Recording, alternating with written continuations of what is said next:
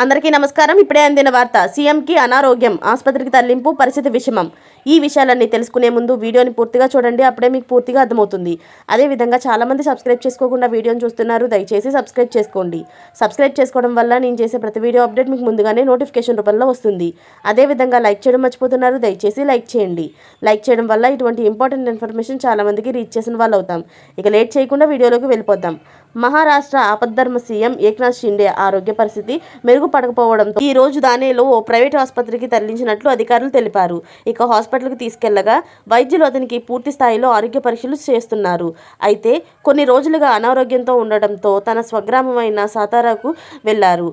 తీవ్ర జ్వరం, గొంతు నొప్పితో బాధపడుతున్నారని వైద్యులు తెలిపారు. ఇక విశ్రాంతి తీసుకోవాలని వైద్యుల సూచన మేరకు షిండే తన అపాయింట్మెంట్లన్నింటినీ రద్దు చేసుకున్నారు. ఇక సోమవారం ఉదయం తిరిగి ముంబైకి వచ్చారు. ఈ రోజు ఆరోగ్యం కుదుటపడకపోయేసరికి ధానేలోని ఆసుపత్రికి తరలించారు. ఇదిలా ఉండగా ఏక్నాథ్ షిండే కనిపించకుండా పోయారంటూ జరుగుతున్న ప్రచారంపై శివసేన నేత దీపక్ కేసర్కర్ స్పందించారు. షిండే ఆరోగ్య పరిస్థితి బాగాలేదు. పూర్తి స్థాయిలో కోలుకున్నాక తర్వాతనే ప్రజల ముందుకు వస్తారని చెప్పారు. ఇక ఇటీవలే మహారాష్ట్ర అసెంబ్లీ ఎన్నికలు ఆయన నాయకత్వంలో జరిగాయి. షిండే స్థాయిని ఎలా కాపాడుకోవాలనేది బీజేపీ కేంద్ర నాయకత్వమే నిర్ణయిస్తుందని అన్నారు. రాష్ట్ర ఆపద్ధర్మ ముఖ్యమంత్రిగా ఆయన యొక్క సహకారాన్ని తగిన విధంగా గుర్తించాలని కేసర్కర్ తెలిపారు.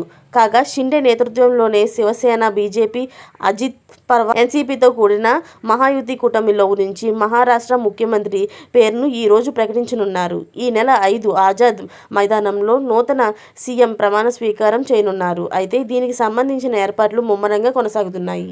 మరిన్ని లేటెస్ట్ అప్డేట్స్ కోసం ఛానల్ని సబ్స్క్రైబ్ చేసుకోండి. Thanks for watching friends.